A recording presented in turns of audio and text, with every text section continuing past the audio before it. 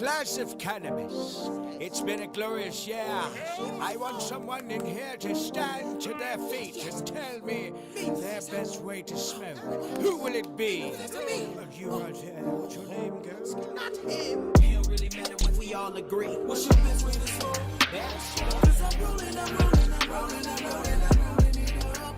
Smoke like I ain't had enough. What's your best way to smoke? Cause I'm rolling What's up with y'all out there? This is the Best Way to Smoke podcast, and you smoking with Big J and Serpo Jr. Make sure you hit the like button, subscribe, and share the video. Yep. And tell a friend. Please believe it. Yeah. So look, we want to thank y'all for tapping in with the Best Way to Smoke podcast. We always want to give y'all thanks, you know what I mean, for tapping in with us. Yeah. Much love, and appreciation. Yep. We're going to get into the Best Way to Smoke tip. And today's tip is this. You could use the filter, your fingers for a filter, you know what I mean? To hold that motherfucker in. Like if you smoking with other people, you know, you can, put it, between there so it don't touch your lips. Because, if you in a setting like that where, y'all chilling and shit like that, you chilling with your peoples and y'all passing shit around, especially with coming off the COVID and then that shit is kind of like still around a little bit. So you want to make sure you put, keep that shit off your lips. I agree with that one, though. You know what I'm saying? Because it's, even if you're just trying to use it for just your regular little smoking tip, you know what I'm saying? But it's like, even when you're by yourself, you know what I'm saying? Because I believe it actually comes from like the little roaches. You get your little roach, you know what I'm saying? You got to hold that one like that, so you got to hit it with your finger. So I think that's where it come from. Yeah, no, like me, because see, you really don't want to smoke a roach till it's in. My roaches usually be about this big. Nah, you know what I'm saying? I don't have no little bitty ass roaches to where it's like a nigga like, I do that when I'm smoking with people because, you put it in there, boom, and you kind of push it back a little bit. That shit ain't touching your lips. Nah, we smoking them things down to they stinkers, bro. Oh, we smoking man. them shits down to they stinkers. Till a nigga fingertips burning, huh? The stinkers. It's done. Throw that motherfucker in the ashtray, man. It's done. But real spit though, that's a real good tip though, because it's like, even if like, you know what I'm saying, sometimes you come across bud and wraps, blunts, or whatever it may be that get residuey. And you can still use it for that there too though. Instead of getting all the little residuey stuff all on your lips and stuff like that, use your fingertips. Most definitely. That's the best or way your to finger smoke filters. Tip. Yeah. Or the finger tweezers. Now look, can you pop this up there? Bam. We want to talk about some shit that went down in Norfolk, Virginia. These two dudes right here, Lee Chung Dai and Jae-Fing Mai. Both the same age. They got arrested. They had about, pull up the article. They had about 200 and something pounds of weed. Look, worth over $1 million. Two dudes arrested. Yeah. So I'll say like this. They made the mistake of sending their shit to a grocery store. And then once it was discovered, somebody called the police and they traced it back to them and booked them. Now they locked up, no bail, just sitting waiting to go to court. I mean, I know they look just how they feel. Stupid as a mother. You know what I'm saying? But it's like, I ain't the one to try to just like damper on anything that's like bud related, period. Right. But that shit was like stupid as a mother. Like, how are you gonna mess up on this and send it to like where they send it to, a grocery market? Yeah. They must have thought it was that little Senate building. It was a farmer's pop up or something. Man, that was their acre. Something. No, but on the real tip, it seemed as if like activity like this, it make it kind of hard for the people who is like really out here trying to like get their cannabis shit together. Sure. Because it's like, if you see stuff like this, and then it's like, that's giving people that like got the pen power to like pass stuff, right, or add stuff. Right. You know what I'm saying? If they sit and they just like, oh, this is the activity that they're engaging in, why should we pass this? Right. So it's like, we got to be real careful about how we conduct our business here in the cannabis community. because mistakes like that, it shouldn't occur. Right. Especially if you don't have like the proper backing behind it. Because I'm pretty sure if you have proper backing, be like, oh, it was just like something messed up within the manifestation or something like that. But it's like if you were locked up with no bail, obviously something is going kind of wrong. Right. And it's like for the person out there that has a quantity a product of that much and is struggling to distribute or transfer and things of such, this like that may put a damper on their style.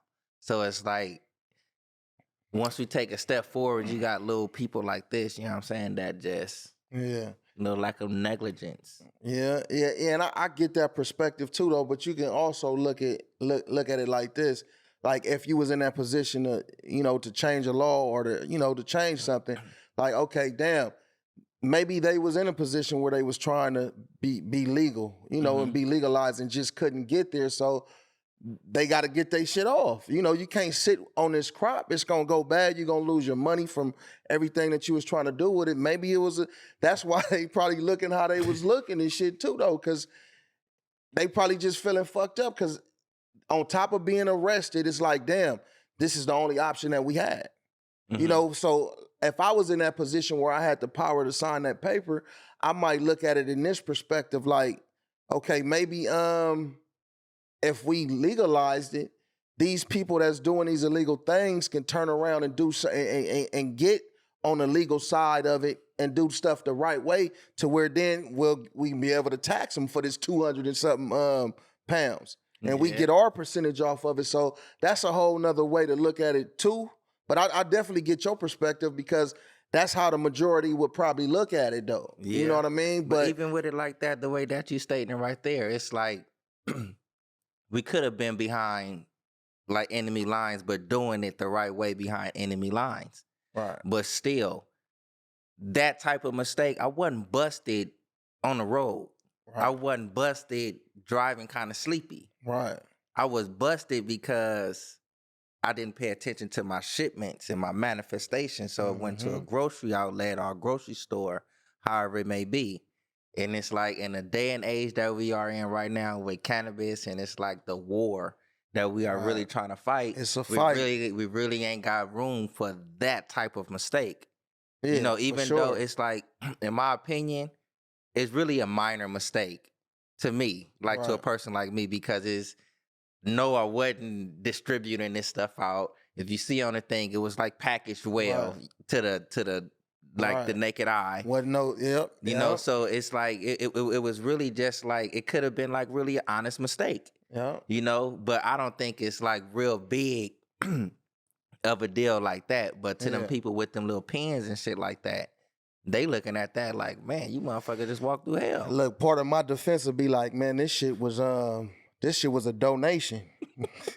It was a donation. If they can't track nothing and say we was selling this shit, this was a donation. You know what I mean? We wasn't.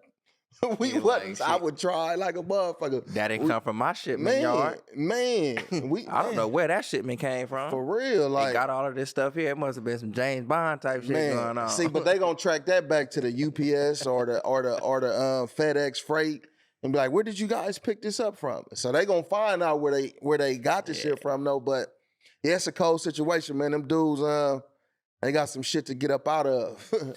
But like really, I'm gonna kind of try to follow that because I just want to see what's going to happen. Because even though we in a day and age to where some things are like, all right, you can fight through it, this, that, and the other, but you have other personnel and other people of color that like got cracked with way less than this. Mm-hmm. And they went through their due process and they having like a big old hardship. Right. So I just want to see what's going to happen with this right here. And that was in what, Norfolk, Virginia? Yeah. Yeah, I really want to see what's happening with that. Seeing out there in Virginia, cannabis is legal, but you can only it can't exceed an ounce. And the limit is an ounce that you can carry and possess. But if you possessing that with the intent to sell, you can't have shit. You're not supposed to have no amount of weed. Shit, if it wasn't in their possession then, huh? Man, with the intent to sell on the real. So, it's even though it's legalized right now, it's still a catch to it. Because just in the realm of it being legalized, because this shit is all kind of tied to it. So if it got to a point to where it was legalized, it'll be a better transition for everybody. To kind of get ahead versus it being the way it is and people feeling like they got to go underground to get their shit off. Because it's hundreds of companies that fell off once it became like legalized on the state, and county level type shit. It's a lot of companies that fell off and that's not, pushing on more. They maybe be underground dumping they shit now, going to them underground sesh events and shit like that. So, man, all the way around, man, like we always pushing this every show, just legalize it, just federally legalize it, federally decriminalize it so we can push forward. And we always talk about, like we talked earlier, that it's gonna be a catch. Everything not gonna be great for the consumer and the producer of it, but it's gonna be some things that's gonna be good. It's gonna be some things that's not gonna be so good. So it's like you got to take the bitter with the sweet and just make it work, man. Come on, y'all. Shit. That's cold. It's like that, and we in the land of the free. Man. For real. It's gonna get better though. Yeah. So look, man, we want to talk about some shit going on in New York. Can you pull up the article? Well, that done went on, and that's going on right now. New York taxpayer-funded ad slamming racist marijuana criminalization law airs during NBA Finals. So game one, that was the other day, I think on Thursday, they aired a commercial where it was just talking about the injustice in New York with some people that's like, out there, it's like black people are 15% more higher to get arrested than white people. And Latinos are 8% more higher to get arrested in New York. So they want to change that perspective and not necessarily to where white people are getting arrested more, but to where it's just squashing that shit in the hole. You know what I mean? So I think that's a good thing to bring some kind of awareness to that fact of what's going on out there, because a lot of people don't know or don't pay attention to that shit. Yeah, and I like that though. The little excuse me, the way that the ad is going, and then it's like me reading some of the article. They've been like on some type of little movement about this because just as you said, they got the statistics out there 8 times more likely for Hispanics and 15 times more likely to get arrested for blacks over the white personnel out there. Right. And it's like as you said, it's not to bring awareness so you can get more white people like numbers to come up to get arrested. To even it out type you know what I'm saying? Shit. No, it's not that type of mission. It's like they're really like actually trying to educate people, because it's like if you had the proper education, you wouldn't stereotype these 2 different groups right here. Yep. And it's like nowadays, like during our fight of legalization, you really do have a lot of teenagers out here that's, recreationally smoking. For sure. And if you are recreationally smoking and it's like, say, I am a basketball player. No, I don't smoke every day. I'm a track runner. No, I don't smoke every day, but all right, here's this time I'm right here chilling with my buddies. All right, I hit the joint. Now, just because I hit a joint one time just so happened, or the police just so happened to pull up, now I'm getting like criminal charges. This may mess up a scholarship for me in the future or however it may be. And it's like, it's not that serious. And this is the awareness that they're trying to bring to people. So it's like, I'm going to say it again. It's not like they putting this out here so a number of white males or white females or however you want to make it to bring their numbers up for it. It's like we bringing news to you about our education to you about cannabis in our community, and it's like it's not what you make it up to be, to where it's like it had to be like criminal charges and things of such. Cause see, like just getting a little deeper with that shit though, with arrests, with black people and Latinos being arrested, it's more like you have a lot of, not to jump too far off the subject, but you have a lot of privately funded detention centers for youths and for adults. So in that aspect, it's like these businesses, because they are businesses, will give kickbacks to organizations, which is like cops and all that kind of shit, so they can arrest people at a higher rate. So I was actually watching a show the other day, and where that was actually going on the show, you know, and it was a judge that was getting paid by one of them businesses, and they was arresting, you know, when black kids would come in his courtroom, it might be the slightest charge, but they're getting convicted to time, whether it's 6 months or whatever. Yeah. But they getting some time because it's a business, you know what I mean? And it's not it's not just about the cannabis, you know what I mean? That's part of it, but it's like this is a way for us to arrest more people, you know, and to make money. You know, that's sad, but that's definitely part of it. Yeah, and it's it's gonna continue to be that type of struggle right there. As long as like marijuana is on a Schedule 1 list or Schedule 1 tier, as they want to say, it's gonna always be targeted to a certain group, a different way than another. Sure. You know what I'm saying?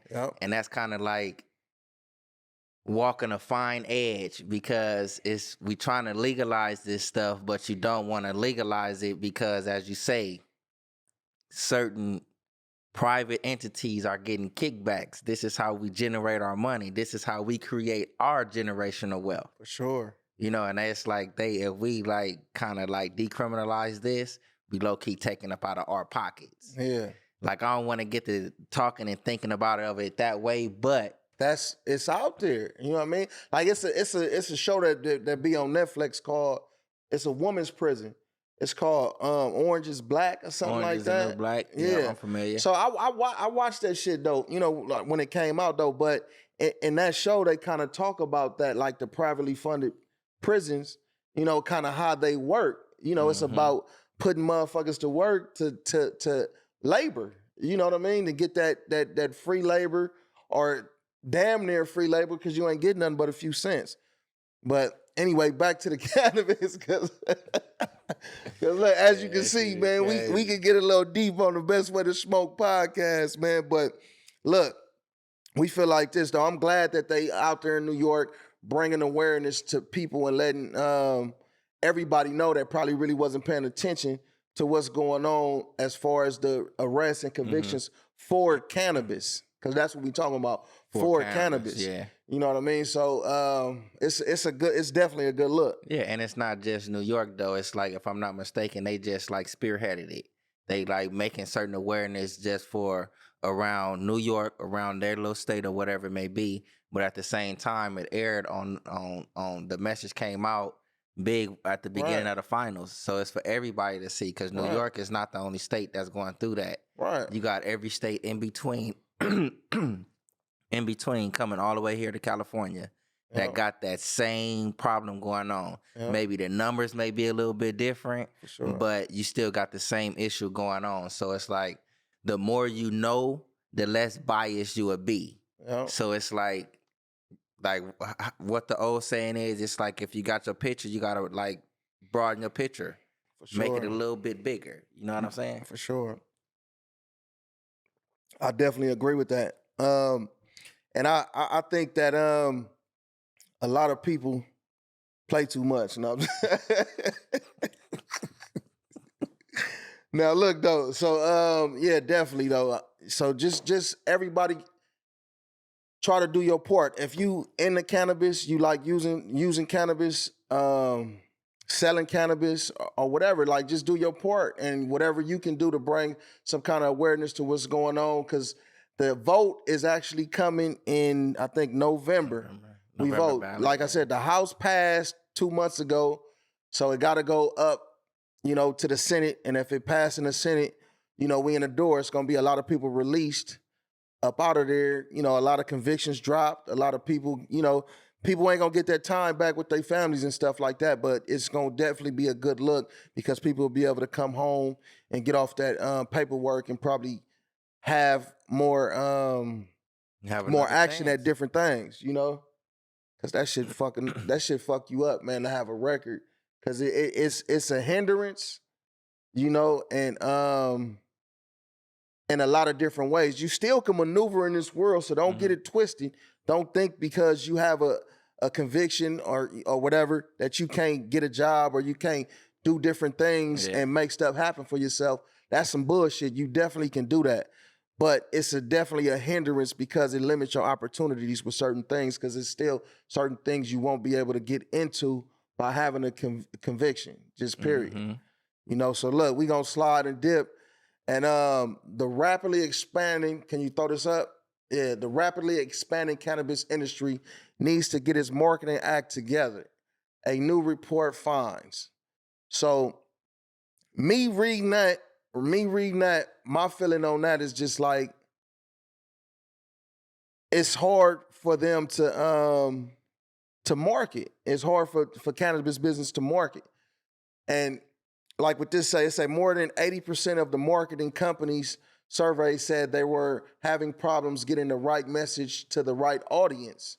So, and you think of like with that statement right there, it's like you got kids looking at TV, looking at commercials and stuff like that. And like you said a few minutes ago, with it still being a Schedule I drug, so how can you properly get on TV and market this, you know, to people for use? Even though like we know is a good thing and can be a good thing for certain things, but then it makes you look at like liquor. You know, they market liquor is worse than weed. They market liquor.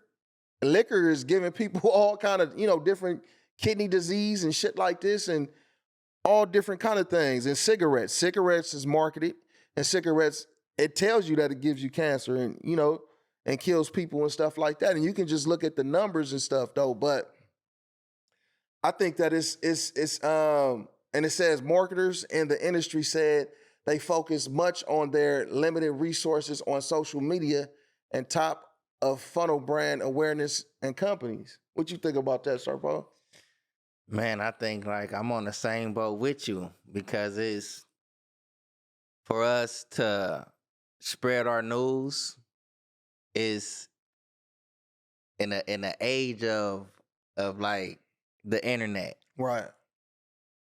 Even though we still have those markets like that to put out there like that, it's still so very limited because you get out there on certain, you know what I'm saying, social media or like anything social like that. You certain may put platforms. Yeah, right. you may put up anything that's cannabis related, weed related, or even if you use the wrong word, you know, they'll like put a strike against you for advertising. Like I can be advertising a t-shirt, but I'm saying weed, smoke, whatever it may be, and it's going against whatever grain it is right there, and they choose to try to monetize or shut it down.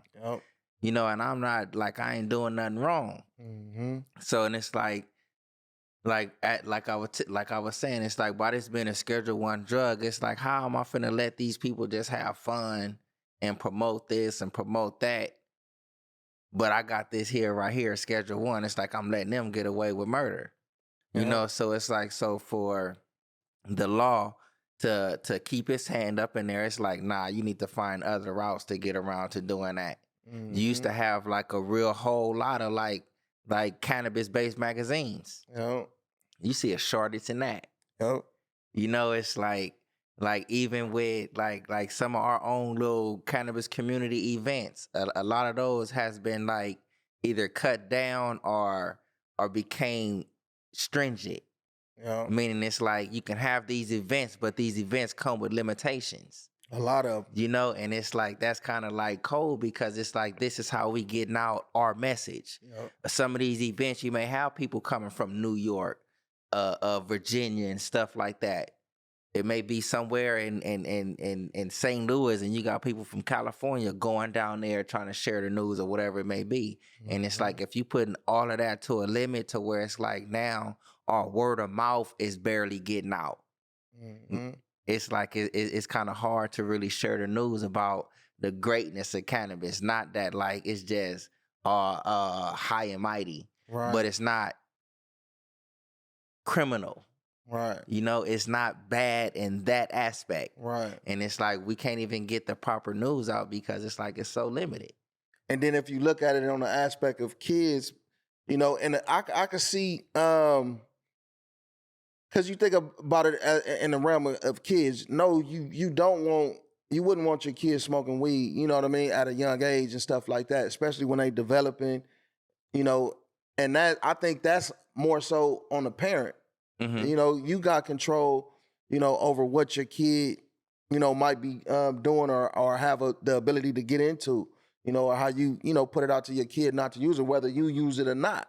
Mm-hmm. You know what I mean? But like they say in the realm, you know, of marketing, it's like they got emails is like 50% of it. Emails, social media is limited. You know, it's word of mouth, and then it's like festivals and shit like that. Mm-hmm. You know, and in those realms, that's why, you know, I say shout out to all these companies that put on these festivals. Mm-hmm. Shout out to the Orange County Cannabis Awards, All Access Sheldon. Shout out to you, man, and shout out to Dr. K from Kush Stock. You know what I mean? Those are two major events, and shout out to High Times because they always put on a good event too. And those are businesses that's trying to put the information out there. And you know, when we go to them events, you can see booths that they have with education to educate people on cannabis, you know, and to let them know and stuff like that. And that's part of the marketing. And like we talked about a few shows ago, if you know, in the realm of marketing, like with the growers, now they can go to the farmers market and sell a product there. Yeah. So that's a form, you know, of marketing too. That's another avenue. But it's very limited right now with it not being federally legalized. You know, so it's with this article, like I said, with me seeing this article, it was kind of like, you know what I mean? Because I see what you're saying though, but at the same time, it's like, it's not open like that. Yeah. You know, it's not wide open to where you can market it like that. You know what I mean? Yeah, I want to say too though, because it's like you was mentioning the children, as the kids, teenagers. You know that, because I ain't gonna say children, it's the teenagers. Because I'm not sure about like 7, 8-year-olds. Right. Now I'm even talking about like 11, because I was in the streets 11 and 12, so it could be 11, 12, and on up. But it's like even that group right there, it's like how I said, we're in the age of like, it's the information age. Sure. So it's like if you go out there and you search for the information, you will find it. Yep. And it's a lot of our youth, you know, that's like just because it's like some of them, we can't smoke weed, but they'll go and they'll find all the good that marijuana and cannabis will do for you. They'll find different usages of it. Yep. And they'll get to telling you how, like, this may work and that may work. So even though some of us, like, really may be, like, kind of against, like, children using it or whatever it may be, but at the same time, it's like, I don't think we should ignore them, because it's like information. I'm not going to say that information is, like, gets outdated, but information also gets updated. You know, so it's like it may be certain things that me and you may learn in our time coming up, but our children that's coming up behind us, all right, they went through this right here, or whatever it may be, but I found out this information. But if you apply this, that, and that, you wouldn't even have to experience none of this. You know what I'm saying? But it's like, they not taking away the information that's already out there. It's like they just, it's more information available. So therefore they finding out more things to update more things. So it's like, you can't just eliminate them in that aspect, because a lot of the times that information is coming from them because they are so deprived from it. Right. Yeah, I can see it in that aspect too of, because we live in the age of technology where, you know, it's a lot of the information is at, you know, to touch of a button. You know what I mean? Yeah. It's right there on your phone, and everybody got phones, you know, and just in the realm, and that's a form of marketing. Like word of mouth is another way, you know, to get it out there. Like with the underground session events that we hit sometimes, it's like that's based off word of mouth. You know what I mean? People saying, "Oh, okay, we having an event over here. Are we there?" You know, or it's over here, we there. You know what I mean? So it's just different ways to be able to to touch on it that we're not able to really get, because just with Instagram, you know, I done posted stuff on Instagram in the realm of cannabis that wasn't even like harsh like that, and they done the best way to smoke. Look, the best way to smoke page done got deleted before. Yeah. You know, I had to appeal and wait and do and take the picture with the numbers and call out the numbers and all that kind of stuff. You know what I'm saying? To prove who I was. But they you know, they gave us the page back, but it was just like the process of going through that. You know, Twitter is a little more open. You know, you can kind of get on Twitter and do a few things and stuff like that though. But it's like even with the Instagram algorithm, you know, they change it and update it and do different things to it to where it mess up a lot of people Instagram accounts and stuff like that. So it just makes it hard to really market it. And you gotta kind of be sneaky with it. But it's hard to be sneaky with it because it's like, we gonna get you. We see, you know, we see what you're doing, we gonna get you. But Snapchat is another good one to kind of market in the realm of the weed, because, you know, and those messages disappear and stuff like that, though. You see them and view them and maybe get the information that you want to get, and next time you go back in them, it's gone. You know what I mean? So it's ways to get it out there, but it's just hard. It's a fight in that aspect too. It's a fight to get it legalized, and it's a fight to be able to really promote it and get your business out there. Think about a small business that's just coming up. You know, that's, okay, we want to start growing and this and this and that.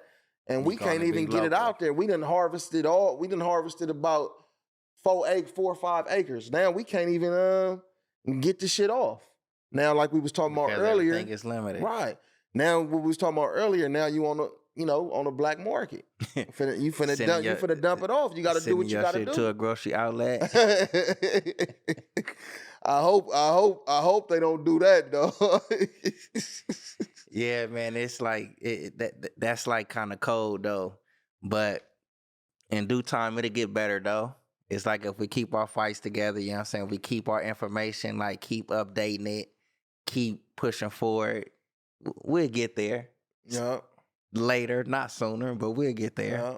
Well, that's why I'm hoping when November come, like I said, I'm hoping that it gets there. I'm hoping it gets that push. But I'm gonna tell you like this though.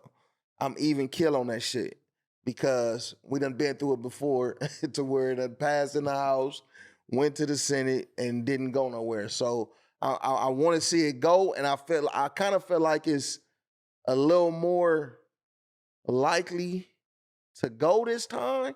I'm just kind of there, just a little bit more, like but I'm not getting my hopes up, and I'm not gonna just like be like, you know, too like super disappointed when it don't happen or if it don't happen.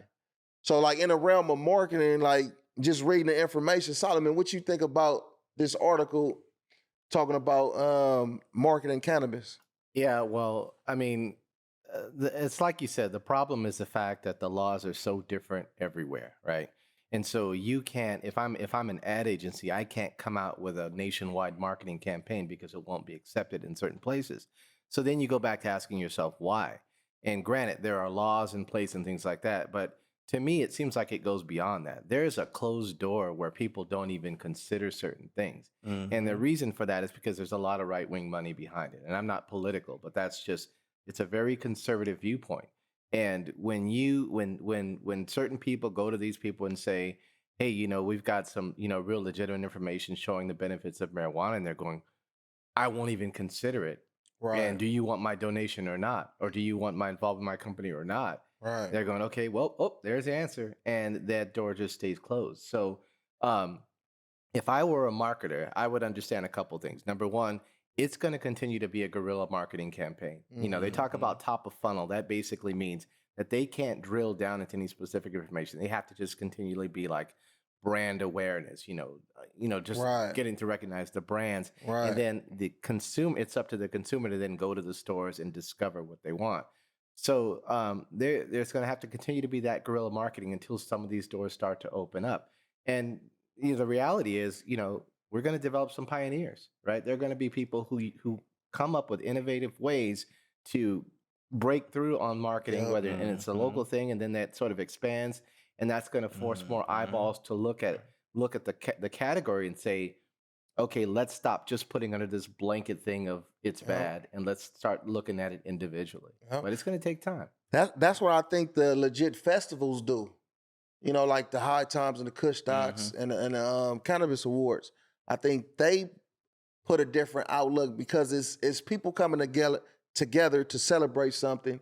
And, you know, it might be people for recreational use. It might be people for medical use, you know, whatever the case may be, but it's still people coming together from all walks of life.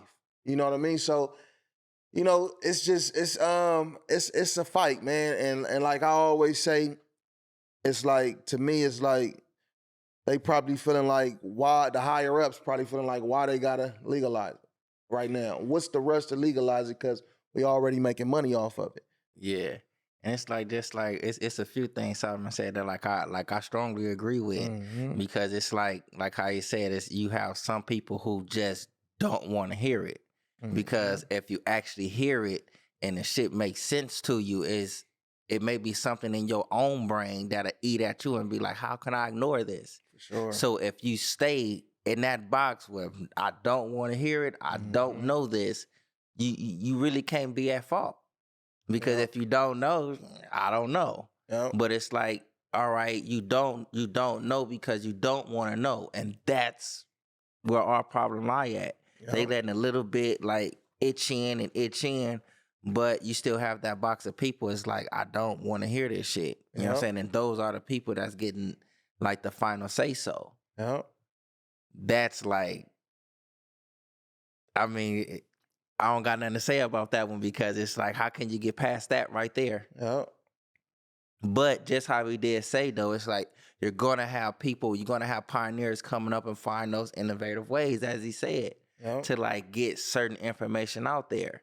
And that's, I believe that to be the true one because it's like once that boat get to floating, all those like sun blockers, that sun going to hit the shit out your ass.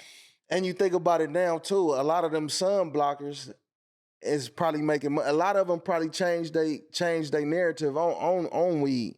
Cause right now, I read an article that said it's like about 50% of Republicans agree with weed being legalized on the federal level. That's in the office, you know, in the House, in the Senate, and the Democrats, you know, they hot. It's a lot of Democrats that want it to happen or whatever, though. So I just think, man, it's easy more. Like I said, man, I'm not going to get my hopes up, but I definitely want to see it, man. I want to see it so a lot of these people that's locked up can come home because there's still people that's sitting up, you know, that's fucked over. And I would wonder, like, how, like, just say these dudes that we talked about earlier, they got caught up on with the grocery store thing. Like, if it was legal with people that's going through cases and stuff, though, like, what would happen? Would they just have to let the shit go? You know what I mean? Like, it's probably a lot of stuff that's tied to that shit, though. You know what I mean? I mean, it ain't no probably to it. It is. It's a lot of stuff that's tied to it, and I just think legalize the shit, though. Yeah, man. And it's cold because it's like having these conversations. It kind of like make me look at our governmental agencies like kind of sideways because, all right, if you did have at one point in time a bias towards this, but then, okay, you consider something, you learn something, and it was like, oh, this ain't too shabby, this ain't too bad. And then you have a different viewpoint. We all human. We all should have that ability and opportunity. But then again, it's like you have those that's in office, as we just stated, who don't want to hear the shit. We don't want to hear it. Why? Because it's like you're going to figure out something that, oh, we really have been doing some wrong shit. But we have been making wealth off of this. We have been making generational wealth off of this. So it's like, all right, if we legalize this, what happens to us? All our stuff, do we got to give this back, whatever it may be?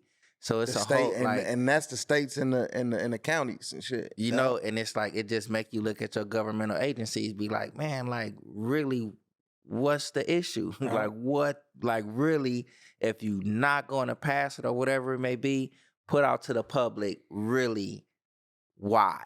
And like, and once you say your why, like prove your facts of like this is what marijuana cannabis do to you in this form, that form, in this form. We don't got that. No. Nah, we definitely. I want to add one more thing. Yep. Keep in mind that once upon a time, this country outlawed alcohol, right? Oh yeah, for sure. And the reason it came back is because the government figured out a way to make their cut. And they set up the taxing infrastructure. They set up the laws against, about interstate travel. They set up the laws of every bottle, how it's manufactured. They had a piece in every single aspect of the management of it, the manufacture. Yep. So if they can figure that out with regard to marijuana, that's when you'll start to see some of those doors open, when they know they can get their cut. Because at the end of the day, money talks, right? Yeah, and that's why I feel like it's changing, because we talking about it now. The states and the counties figured it out already. You know what I mean? So they done already figured it out. That's why the states and the counties making money. You look at some of these states. You can look at California, makes billions of dollars off of weed. All these different states is making billions, millions and billions of dollars. Mm-hmm. So the states and the counties figured it out. The federal government, they gon' that's why I kind of feel like they gonna get with the program, because if you look at the blueprint of how the state is regulating it, each individual state, then that's basically your basic blueprint on how to regulate it. You just got to find, they're going to have their own twist to it, but that's your blueprint right there. Yeah. It's a proof of concept. They're going to wait till the states get it perfect, and then they'll just adopt that model nationwide. Yep. And that's what I think is kind of there. It's kind of there, with the way they regulating and with the way, like how they, with the fine, with the registration fees, with all that shit though, with how they doing it. And then in Long Beach, I know now they trying to open it up to where like they allowing 3 more dispensaries to open up. In Long Beach and stuff. So each and every city, and like I said, with the counties, they have their own individual rules to how they maneuver. Each city has, an allowance of how many dispensaries can legally be open.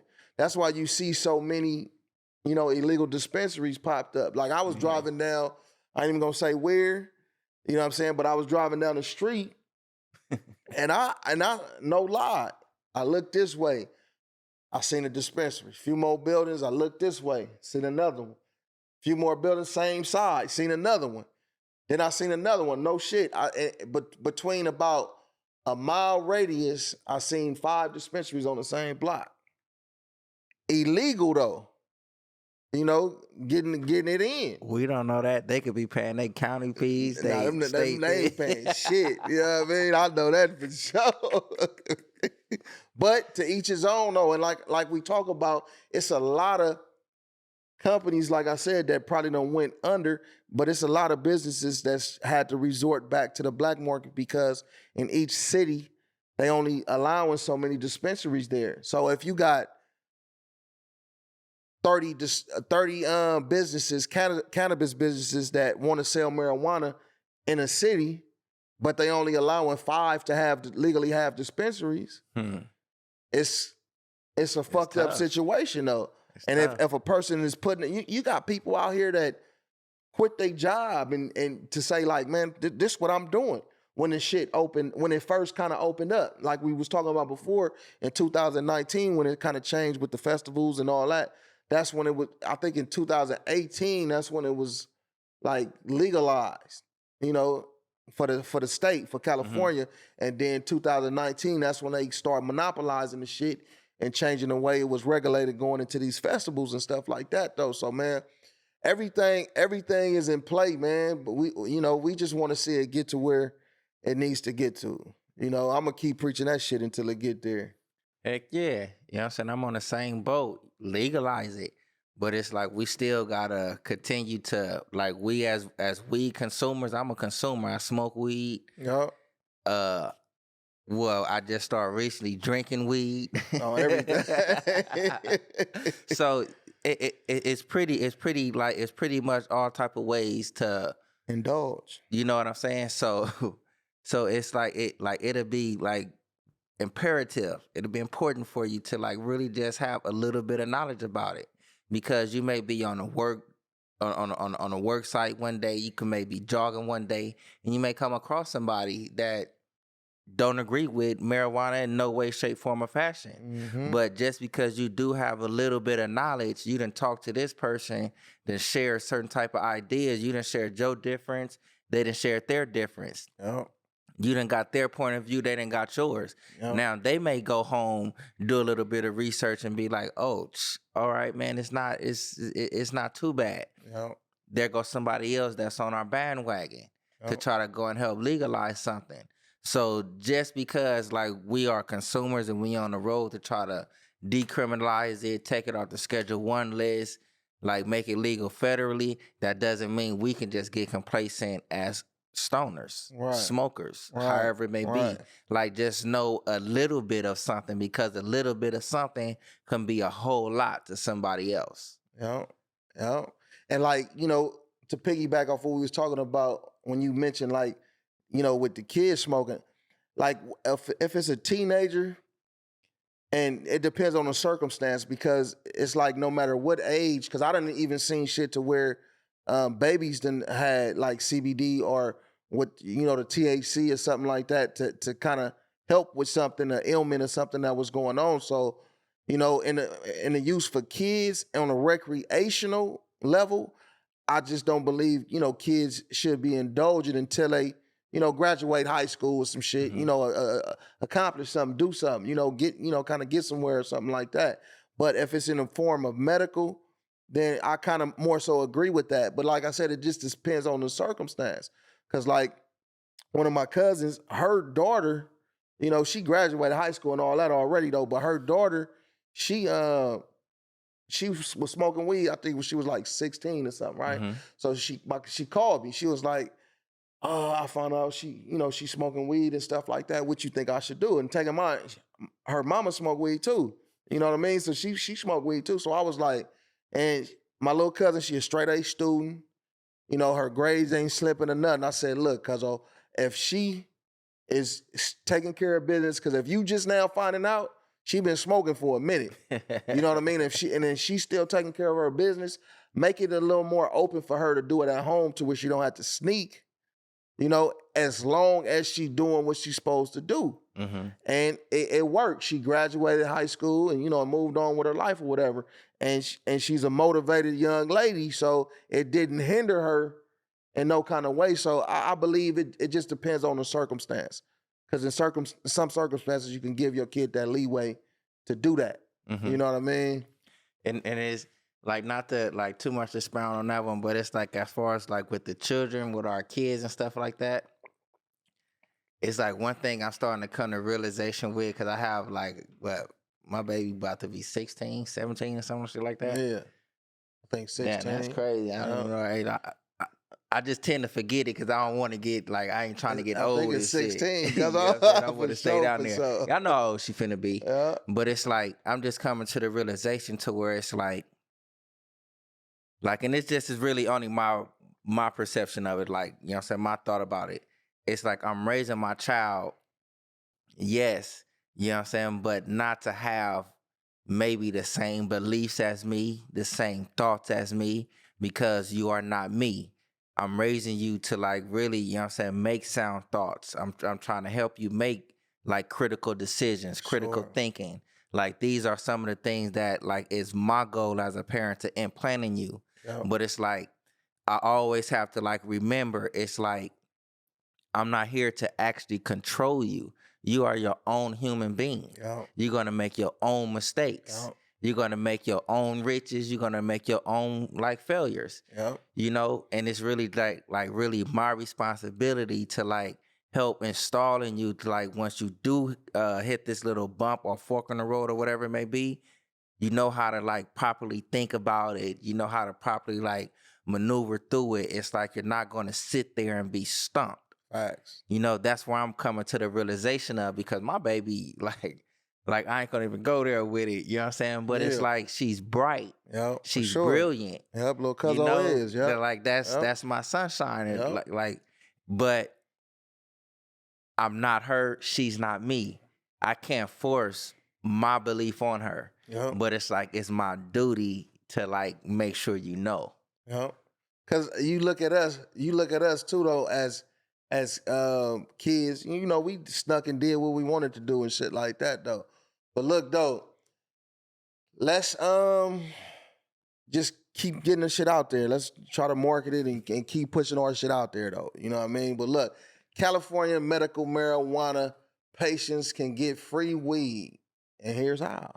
Man, let me know where you can get some free weed. And here's from, how. Because look, we didn't know about this shit either. We just stumbled across this and felt like we wanted to share this with the people because it might be somebody that could benefit off this. So, you know, it says, you know, right there, just before noon on a sunny California Friday, a very pregnant looking Caroline Modest steps out on her LA home to meet a driver for the weed delivery service Ease, and that's Ease Promotion, who hands off a bag containing more than $1,000 worth of cannabis products. But things aren't quite what they appear to be. Modest hasn't paid a dime for the delivery, and she's very much not pregnant. Bam, she ain't pregnant, cuzzo. So what So I'm pretty no, sure. I'm just fucking with you though. No, but if she's not pregnant, I'm pretty sure the cannabis is Right. like, if it's appearing something, it may be like she may having some like it said fibroids. Yeah. Like she got fibroids. There's something up in there to where it's like these I'm gonna say cannabis. So I just had a quick question like myself in the head. Right. But the cannabis products is probably like something that's gonna help out the little fibroids, help ease some of the pain. Maybe like, you know what I'm saying, cause some of them to like disappear. And it's uterine fibroids. Yeah. She said she had surgery to get them removed and they grew back. So, you know, she used the cannabis oil like about a gram a day. And, you know, I guess it might, you know, it's helping her cope with that situation. So this is like, I think this is dope information that the company Ease is doing, and it's called, what is it called? Ease Compassion Program? Yeah, Ease Compassion Program. And I think this is a dope situation, and anybody, you know, that's going through some kind of medical situation, you know, you might, and you indulge in cannabis and use that good herb, tap in with them, you know, and reach out to them and see what you can do and see what, if you're eligible to receive you some free cannabis, because it won't hurt. And, you know, 9 times out of 10, if you have a severe condition or something, you're probably not working, you know, you might have limited resources and you might be stretching it out to try to get your product, you know what I mean? So definitely look into it and see if you qualify for the program and try to get you some free cannabis. Yeah, that's dope, because that's the information and stuff right there. And it's like, if you having some of the, like any type of them type of problems or whatever it may be, it's you have doctors or personnel that have this type of knowledge that'll help you out through the little Ease program. And if I'm looking correctly, it's like they even have one based out in Sacramento. And what it says, basically, the program in Sacramento was called Dear Cannabis, an organization. and they told her about the Ease program from Dear Cannabis. So tap in with Dear Cannabis and a group connected with This Is Jane Project. So those are other entities that you can check out too. Type them in and look up and see how you can get to getting you some free cannabis and see if you qualify.